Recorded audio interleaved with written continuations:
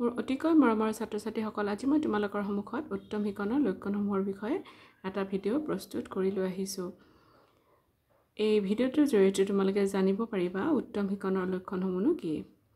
ইংৰাজীত criteria of good teaching, ভাল শিক্ষাদান হ'বলৈ হ'লে কি কি লক্ষণ থকা উচিত, সেই বিষয়ে আমি এই ভিডিঅ'ৰ জৰিয়তে জানিবলৈ চেষ্টা কৰিম। ভাল শিক্ষণৰ লক্ষণসমূহ হ'ল এনেধৰণৰ। 1 নম্বৰ, সমাযোজন স্থাপন। উত্তম শিক্ষণে শিক্ষাৰ্থীক পৰিৱেশৰ লগত সমাযোজন স্থাপনত সহায় কৰে।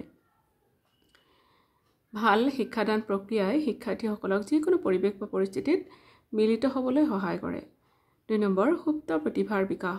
উত্তম শিক্ষণে শিক্ষাৰ্থীৰ সুপ্ত প্ৰতিভাৰ বিকাশ সাধন কৰে। উত্তম শিক্ষাদানে শিক্ষাৰ্থীৰ যি সুপ্ত প্ৰতিভা আছে সেইবোৰ বিকশিত কৰাত সহায় কৰে। 3 নম্বৰ, অভিৰুচিত।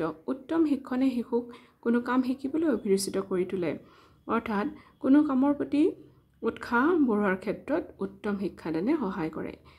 4 নম্বৰ, জীৱনৰ বাবে প্ৰস্তুতি। উত্তম শিক্ষণে শিক্ষাৰ্থীক জীৱনৰ বাবে প্ৰস্তুত কৰি তোলে। শিক্ষণে শিশুৰ সৰ্বাংগীন বিকাশ সাধন কৰি জীৱন জীৱিকাত তেওঁলোকৰ অংশগ্ৰহণ সুনিশ্চিত কৰি তোলে, অৰ্থাৎ জীৱনৰ বাবে প্ৰয়োজনীয় সকলো জ্ঞান উত্তম শিক্ষাদানে প্ৰদান কৰে। 5 নম্বৰ, পথ নিৰ্দেশনা প্ৰদান। উত্তম শিক্ষণে শিক্ষাৰ্থীক পথ নিৰ্দেশনা প্ৰদান কৰে। বাৰ্টনে কৈছে, শিক্ষণ হ'ল শিকনৰ উদ্দীপনা, পথ নিৰ্দেশনা আৰু প্ৰেৰণা। 6 নম্বৰ, শিকনৰ লক্ষ্য। উত্তম শিক্ষণে শিক্ষাৰ লক্ষ্যৰ লগত সংগতি ৰাখি শিকোৱা কাৰ্য সম্পাদন কৰে, অৰ্থাৎ উত্তম শিক্ষাদানত প্ৰাসংগিক বিষয়বস্তুৰ লগত সংগতি ৰাখিহে শিক্ষা প্ৰদান কৰা হয়।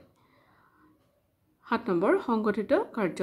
শিক্ষণ হ'ল এক সংগঠিত কাৰ্য। উত্তম শিক্ষণত শিক্ষক শিক্ষাৰ্থীৰ কাৰ্য একীভূত হোৱা উচিত, অৰ্থাৎ উত্তম শিক্ষাদানত শিক্ষক আৰু শিক্ষাৰ্থীৰ সক্ৰিয় অংশগ্ৰহণ অতি প্ৰয়োজনীয়।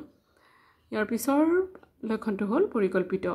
উত্তম শিক্ষণ হ'ল এক পৰিকল্পিত আৰু পদ্ধতিগত প্ৰক্ৰিয়া। এক নিৰ্দিষ্ট পৰিকল্পনাৰ মাজেৰে শিক্ষণ কাৰ্য সম্পাদন কৰা হয়। 9 নম্বৰ, গণতান্ত্ৰিক। উত্তম শিক্ষণ হ'ল গণতান্ত্ৰিক প্ৰকৃতিৰ। উত্তম শিক্ষণত শিক্ষকে সম্পূৰ্ণ নিৰপেক্ষভাৱে আৰু সমতাৰ দৃষ্টিভোষণ কৰি শিক্ষাৰ্থীক শিক্ষা প্ৰদান কৰে, অৰ্থাৎ উত্তম শিক্ষাদানত শিক্ষকে কোনো ধৰণৰ পক্ষপাতমূলক আচৰণ কৰিব নালাগে। তেওঁ সম্পূৰ্ণ নিৰপেক্ষভাৱে শিক্ষা প্ৰদান কৰা উচিত। ইয়াৰ পিছৰ লক্ষণটো হ'ল সহযোগমূলক। উত্তম শিক্ষণ হ'ল সহযোগিতামূলক প্ৰকৃতিৰ। উত্তম শিক্ষণ কাৰ্যই শিক্ষক আৰু শিক্ষাৰ্থীৰ মাজত সহযোগিতাৰ ভাৱ জগাই তোলে। ইয়াৰ পিছৰ লক্ষণটো হ'ল সহানুভূতিশীল। উত্তম শিক্ষণ সহানুভূতিশীল বিধৰ। উত্তম শিক্ষণত শিক্ষকে শিক্ষাৰ্থীৰ প্ৰতি সহানুভূতিশীল আৰু দয়াশীল আচৰণৰ প্ৰদৰ্শন কৰিব লাগে। ইয়াৰ পিছৰটো লক্ষণ হ'ল সামাজিক প্ৰয়োজন। উত্তম শিক্ষণে শিক্ষাৰ্থীৰ উৎকৰ্ষ সাধনৰ লগতে সামাজিক প্ৰয়োজন পূৰণতো গুৰুত্ব দিয়ে। ইয়াৰ পিছৰ লক্ষণটো হ'ল মনোগ্ৰাহী। উত্তম শিক্ষণে শিক্ষণ কাৰ্য মনোগ্ৰাহী আৰু সহজ কৰি তোলে, অৰ্থাৎ উত্তম শিক্ষাদান কাৰ্যই শিক্ষাৰ্থীক বিভিন্ন পদ্ধতিৰ জৰিয়তে শিক্ষাদান কাৰ্য আগ্ৰহী কৰি তোলে, অৰ্থাৎ আকৰ্ষণীয় কৰি তোলে। ইয়াৰ পিছৰ লক্ষণটো হ'ল প্ৰতিকাৰমূলক।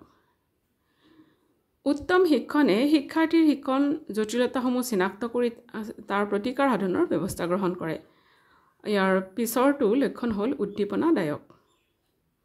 উত্তম শিক্ষণ হ'ল উদ্দীপনাদায়ক। উত্তম শিক্ষণে শিক্ষাৰ্থীক সক্ৰিয়ভাৱে কোনো কথা বা কাম শিক্ষাৰ ক্ষেত্ৰত উৎসাহ উদ্দীপনা প্ৰদান কৰে। এই ধৰণে আমি উত্তম শিক্ষাদানৰ লক্ষণসমূহৰ বিষয়ে আলোচনা কৰিব পাৰোঁ। ধন্যবাদ।